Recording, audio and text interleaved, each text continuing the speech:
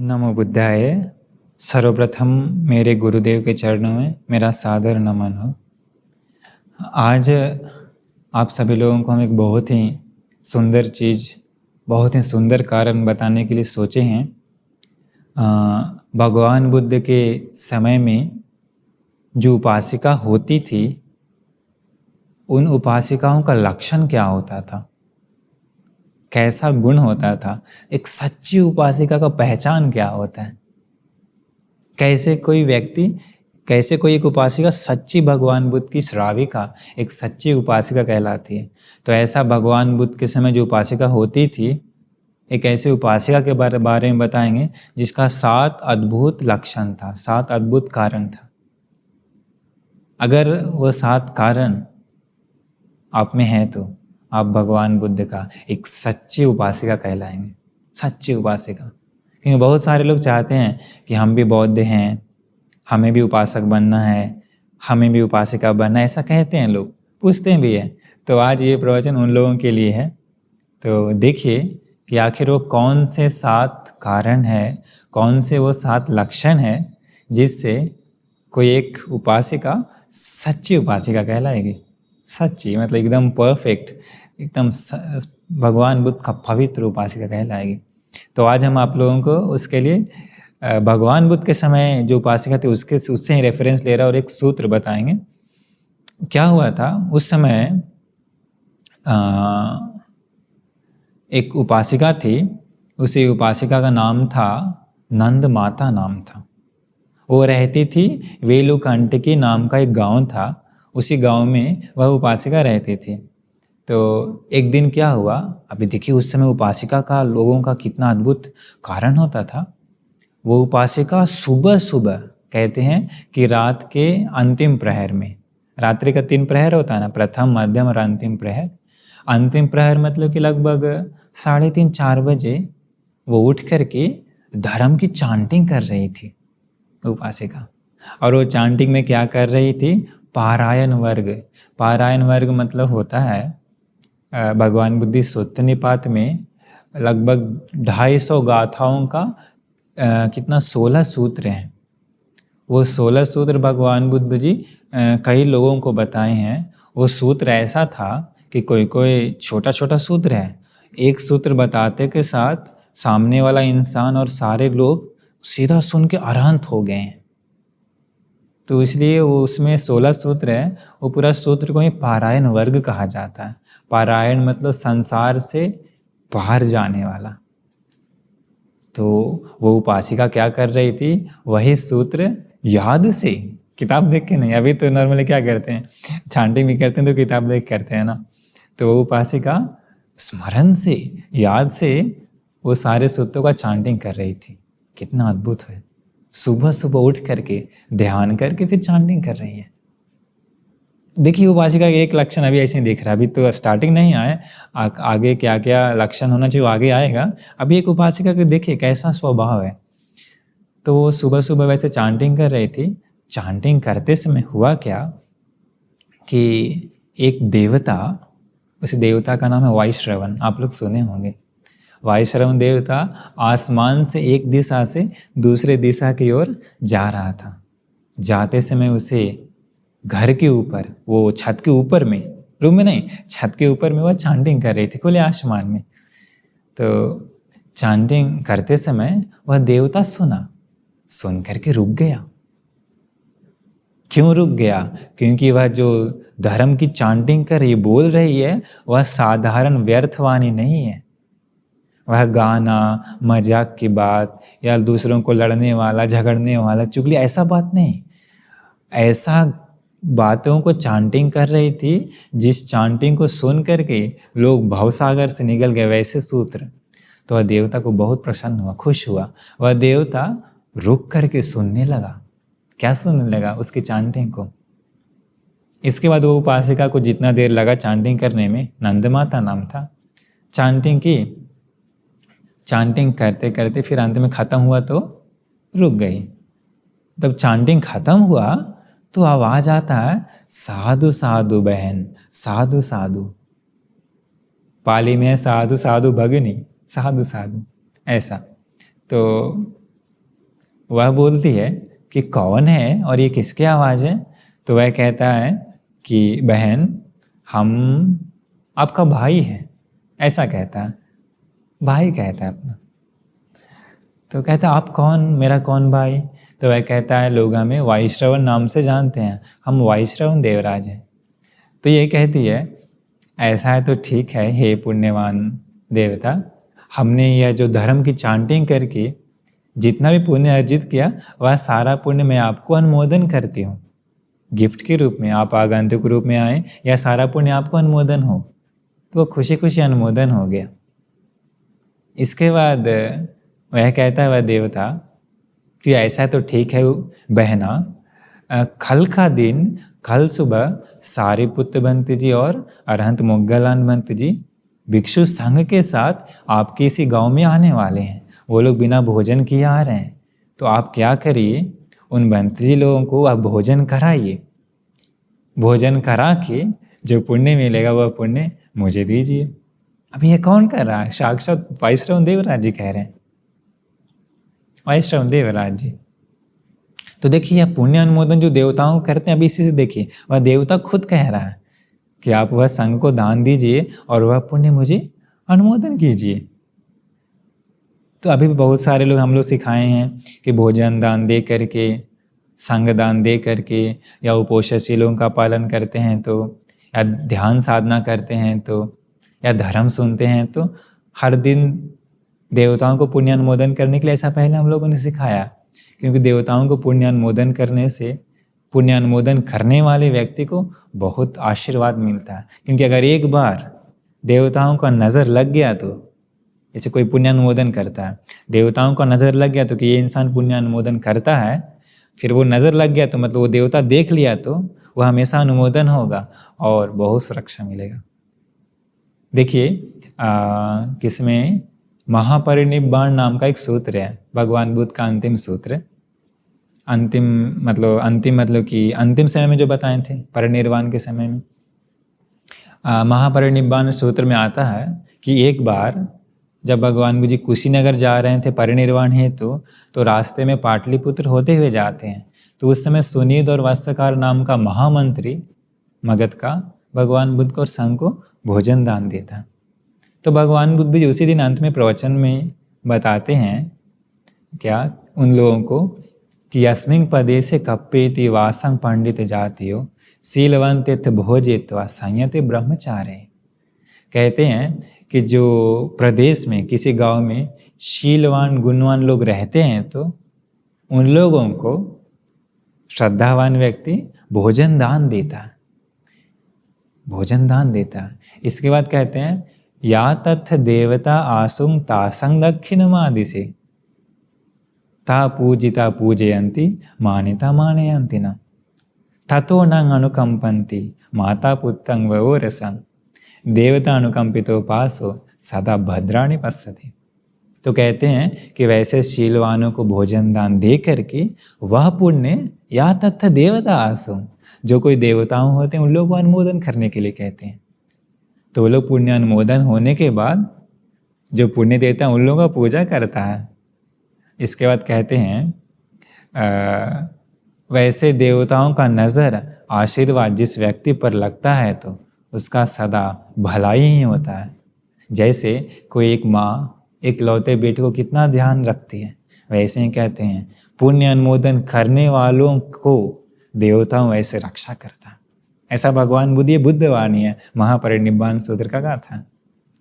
तो यहाँ पर भी देखिए वह देवता ने क्या बताया कि उपासिका कल वो बंती जी लोग आ रहे हैं, भोजन दान दे करके पुण्य हमें भी अनुमोदन कीजिए।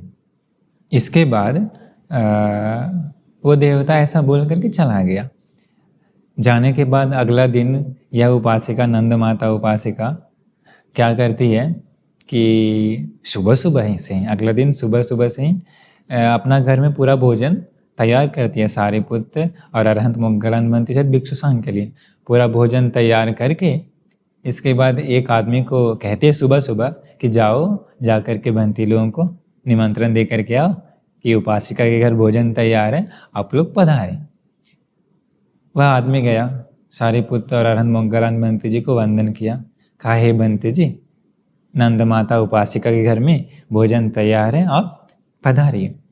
फिर बंते लोग आते हैं। फिर यह उपासिका बहुत खुशी से स्वादिष्ट स्वादिष्ट भोजन बनाई थी, तो बंते लोगों को परोसे, दान दे करके पुण्यानुमोदन के लिए एक और बैठ जाती है।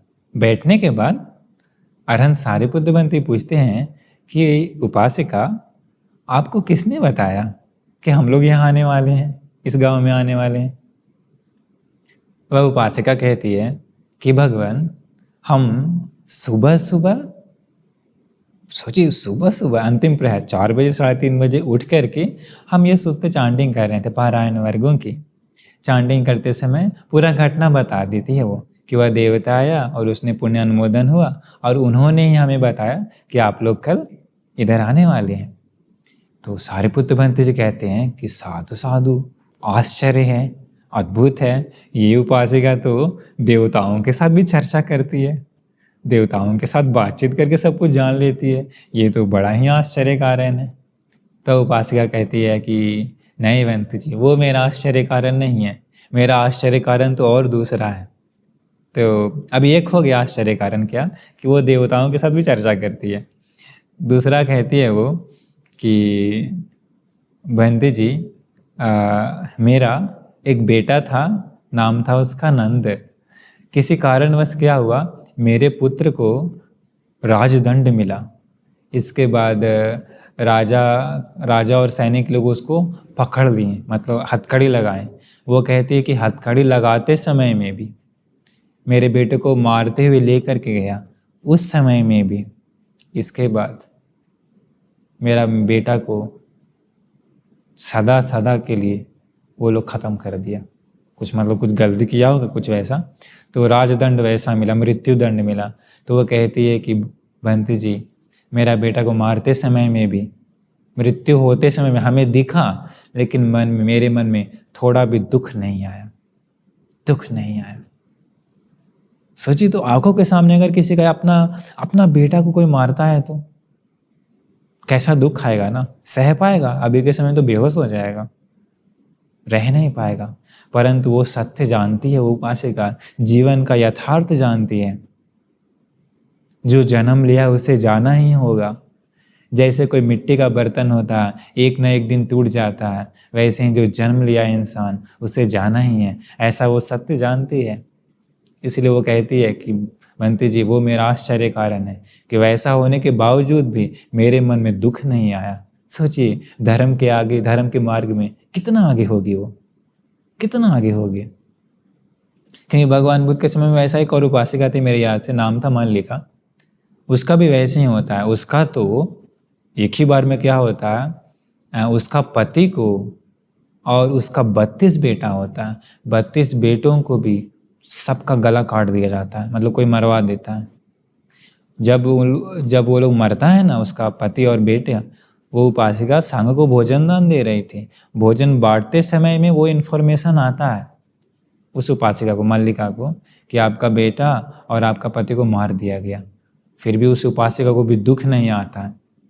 सोचिए, धर्म के मार्ग में कितना आगे होगी वो लोग, कितना अनित्य मनन करती होगी, कितना जीवन का सत्य को बोध करके रही होगी ना।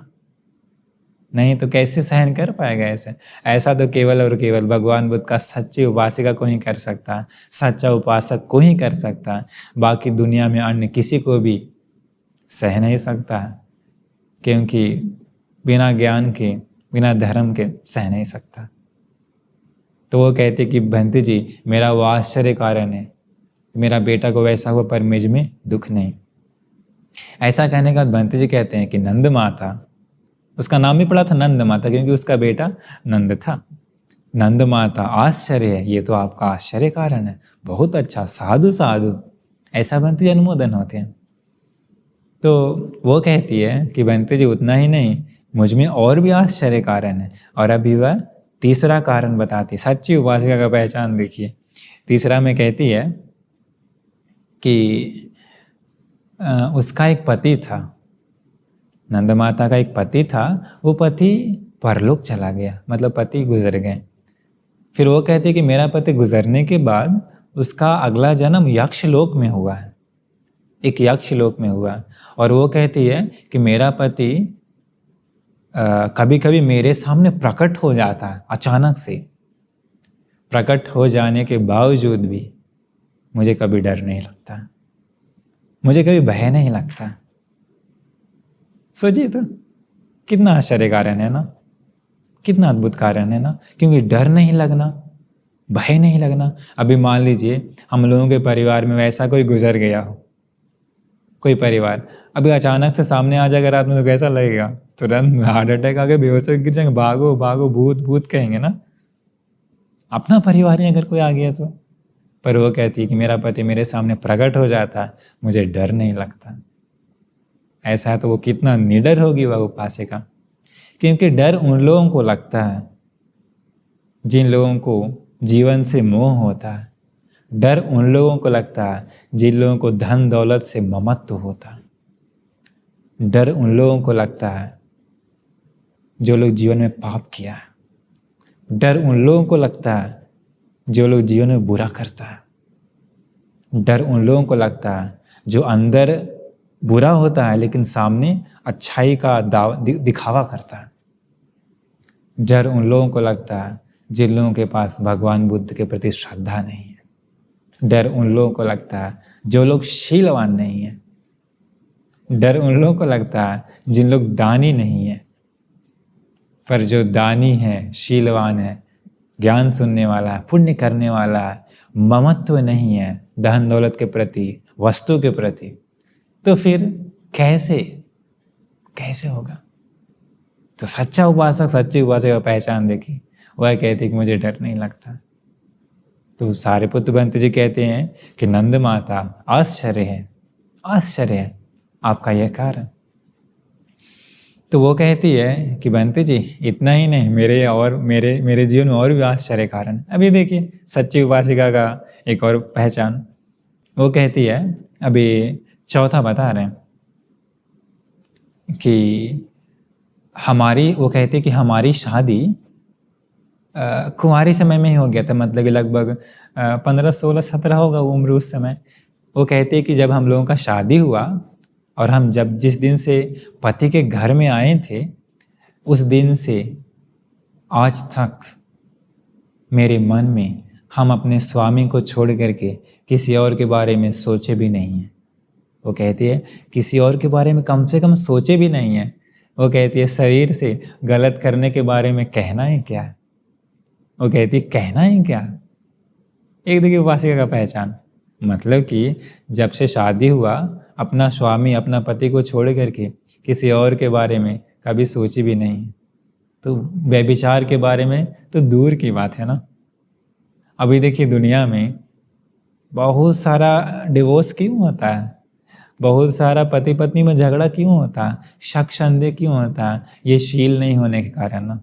अगर शील होता तो हर एक लोगों में, पंचशील में है ना तीसरा शील, कि अपना पति को छोड़ किसी और के साथ कुछ गलत नहीं करता, अपना पत्नी को छोड़ व्यभिचार नहीं करता। तो अगर यह शील होता है तो मान लीजिए पति कितना ही दूर काम क्यों ना करता हो, उसकी पत्नी कितना ही दूर काम क्यों ना करती हो, लेकिन पति को भरोसा होता है क्या कि मेरी पत्नी शीलवान है, मेरी पत्नी शीलवान है। पति को भी भरोसा होता है कि मेरी पत्नी शीलवान है, वो कभी गलत नहीं कर सकती है। अभी के युग में वही शील नहीं है, शील ना होने की वजह से अभी के लोग बहुत गलत करते हैं। लेकिन एक चीज़ याद रखिए, कोई व्यक्ति कितना भी गलत क्यों ना करता हो शरीर से, यह शरीर कभी तृप्त नहीं होने वाला, क्योंकि भगवान बुद्ध जी बताए हैं, एक सूत्र में भगवान बुद्ध जी बताए हैं कि कोई व्यक्ति कितना भी नशा क्यों ना कर लेता हो, उसका मन कभी भी भरता नहीं है, कभी नहीं भरेगा कितना भी नशा कर ले। और कहे हैं कि कोई व्यक्ति कितना भी सो लेता क्यों ना हो, सोने वाला जो होता है आलसी, कितना भी वो व्यक्ति सो ले उसका मन कभी नहीं भरता। तीसरा बताएं भगवान बुद्ध जी कि कोई व्यक्ति कितना भी मैथुन, जो सेक्स करते हैं लोग, कितना भी कर ले कभी भी मन तृप्त होने वाला नहीं है। ये बुद्ध वाणी है। तो इसलिए अभी के लोग उसी के चक्कर में कितना पाप कर लेते हैं। लेकिन वो कहती है सच्ची उपासिका का पहचान देखिए, अपना पति को छोड़ो, किसी और के बारे में सोची नहीं है, करना तो दूर की बात है गलत। तो वो है एक उपासिका का एक उपासिका का चिन्ह, लक्षण, अद्भुत कारण, वो चौथा कारण था। तो बंती जी कहते हैं कि नंद माता साधु साधु, बहुत अच्छा, तुम्हारा तो कारण बहुत ही आश्चर्य है। वो कहती है नहीं बंती जी, मेरे पास और अद्भुत कारण है। अभी देखिए अगला कारण, वो पांचवा कारण, वो कहती है कि जब से हम, बंती जी, जब से हम त्रिशरण की शरण में गए हैं, भगवान बुद्ध की शरण गए, धर्म और संघ की शरण गए हैं, और जब से हम सील ग्रहण किए हैं, तब से लेकर के आज तक हमने कभी भी सीलों का खंडन नहीं किया। कभी भी मैं सील को तोड़ी नहीं हूँ, कहती है, कभी नहीं तोड़ी हूँ। देखिए कितना अद्भुत कारण है ना। अभी के युग में देखते हैं बंती जी झूठ बोला गया, बंती जी हमसे ये सील टूट गया, हमसे ये हो गया, ऐसा कितना होता है कमजोरी, देखिए। तो ऐसा नहीं कि मतलब होता है तो गलत है, वो गलत है, लेकिन अभी के युग में उतना लोगों के पास आत्मबल नहीं है कि किसी एक चीज़ को अखंड रूप से लगातार ले करके जाए और अच्छे से सीलों का पालन कर पाए। परंतु उस समय देखिए कहते हैं प्राण जाए पर वचन न जाए, कहते हैं, क्योंकि वह सील पालन करती है ना। भगवान बुद्ध के समक्ष कहती है ना उस समय स्टार्टिंग में कि भगवान आज से मुझे उपासिका के रूप में समझे, तो वो लोग उपासिका बनने के बाद कभी गलत, कभी नहीं, शील को कभी नहीं तोड़ती है। शीलों के बारे में देखिए ऐसा है, भगवान बुद्ध जी बताते हैं शील के बारे में। भगवान बुद्ध जी कहते हैं कि किसी इंसान का सबसे सुंदर आभूषण शील होता है, कहते हैं। लोग कितना भी ऊपर से सज धज क्यों ना ले, सोना चांदी क्यों ना पहन ले, परंतु अंदर से वो दुराचारी है तो, सदाचारी है नहीं है तो वह सुंदर नहीं है। लेकिन कोई सजा हुआ ना हो, किंतु अगर वो शील से सुसज्जित है तो सबसे सुंदर आभूषण है, और वो सबसे सुंदर सुगंध भी है। अभी के युग में अलग अलग परफ्यूम ये वो कितना लगाते हैं लोग अपने शरीर को सुगंध करने के लिए, किंतु शील नाम का सुगंध के समान दूसरा कोई सुगंध नहीं है। और शील सुगंध ऐसा है जो देवलोक तक फैल जाती है, देवलोक तक। परफ्यूम तो अगल बगल में ही रहता है, शील का सुगंध देवलोक तक। ऐसा है शील। शील के बारे में भगवान बुद्ध जी बताए हैं कि कोई व्यक्ति अपना प्राण दे देता है किंतु शील को तोड़ता नहीं है। ऐसा है शील के बारे में। कहते हैं भगवान बुद्ध एक जगह पर एक सुंदर गाथा है, कहते हैं कि जैसे कोई एक व्यक्ति के पास एक ही आँख हो, वो व्यक्ति एक ही आँख को कितना प्यार करता है, उसी आँख को कितना सुरक्षा करता है ना, कुछ होने नहीं देता। और जैसे मान लीजिए कोई एक माँ का एक ही बेटा हो, वो एक माँ का एकलौता बेटा को कितना ध्यान रखेगी, कितना सुरक्षा करेगी। और कहते हैं जैसे कोई पक्षी हो, उसी पक्षी के पास अंडा है, अपना पक्षी का जो अंडा होता है उस अंडे को कितना प्यार करते, कितना सुरक्षा करते, अपना जान से भी ज़्यादा।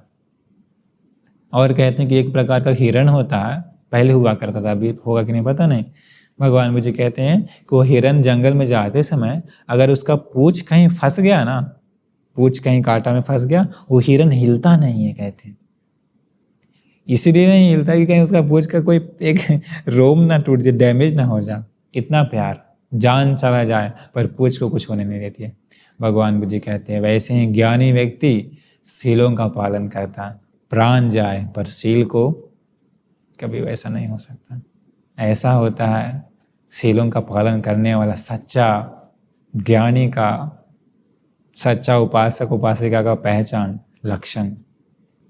तो ये है शील के बारे में।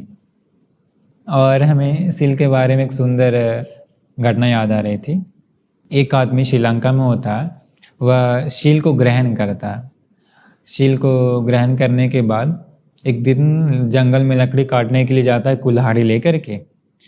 जाने के बाद क्या होता है, जंगल में एक पाइथन, एक अजगर सांप क्या होता है, उसको लपेट लेता है, पूरा लपेट लेता। अभी अजगर क्या करेगा, लपेट करके हड्डियों को तोड़ेगा, फिर निकलता है ना, बड़ा सा अजगर था। अभी उसको लपेट लिया, उसके हाथ में था कुल्हाड़ी। वो सोचा क्या कि कुल्हाड़ी से इस अजगर को काट के ख़त्म कर देते हैं, मेरे प्राण बच जाएंगे।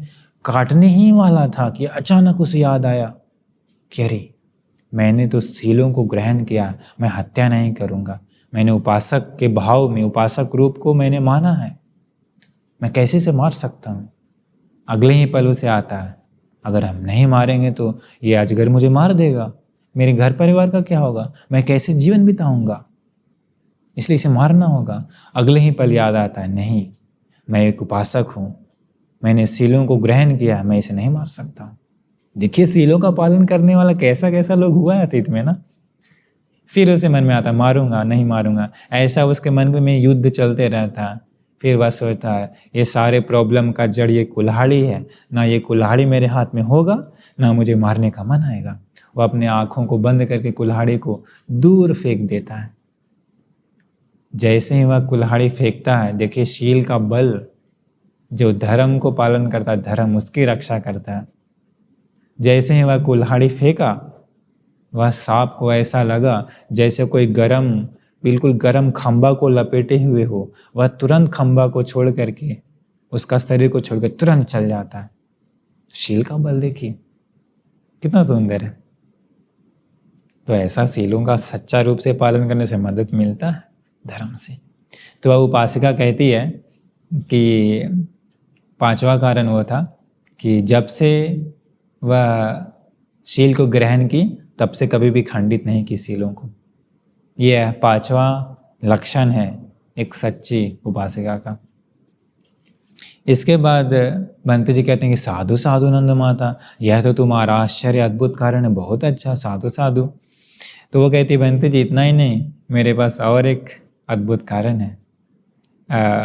वह कहती है कि बंती जी हमें जितना देर तक चाहिए उतना देर तक हम प्रथम ध्यान में लीन होकर के रह सकते हैं, द्वितीय ध्यान में लीन होकर के, तृतीय ध्यान, यहाँ तक कि चतुर्थ ध्यान में लीन होकर के हमको जितना देर तक चाहिए उतना देर तक रह सकते हैं।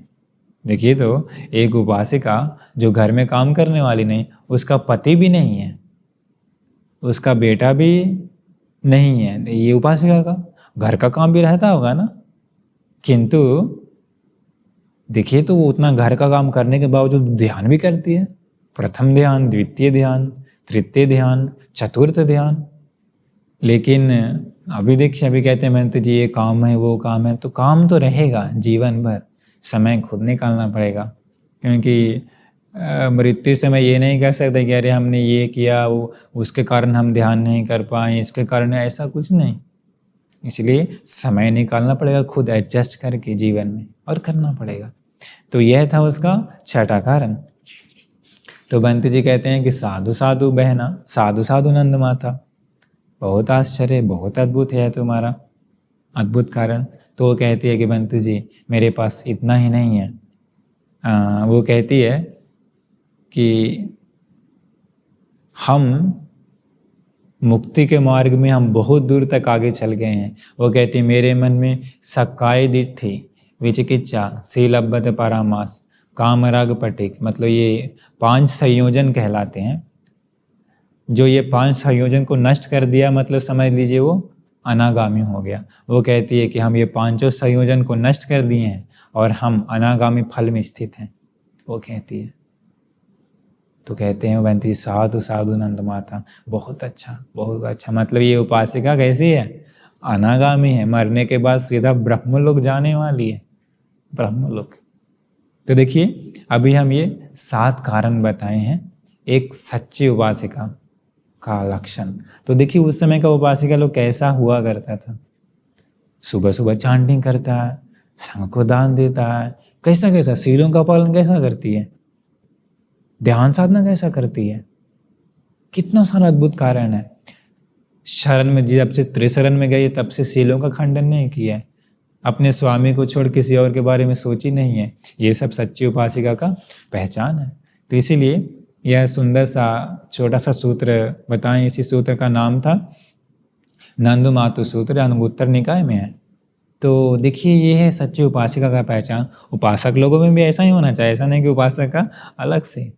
तो अगर ये सारा गुण कोई अपनाता है तो एक सच्चा उपासक, एक सच्ची उपासिका बन सकता है, और उसका जीवन कभी दुखमय नहीं। मरने के बाद तो उसको सुगति में जाना ही है, और मरने के बाद आगे भी धर्म उसको मिलेगा जो अगर इस प्रकार से रहता है तो इसीलिए हम आशीर्वाद करते हैं कि आप सभी लोगों को एक सच्चा उपासक, एक सच्ची उपासिका बनने का भाग्य मिल जाए।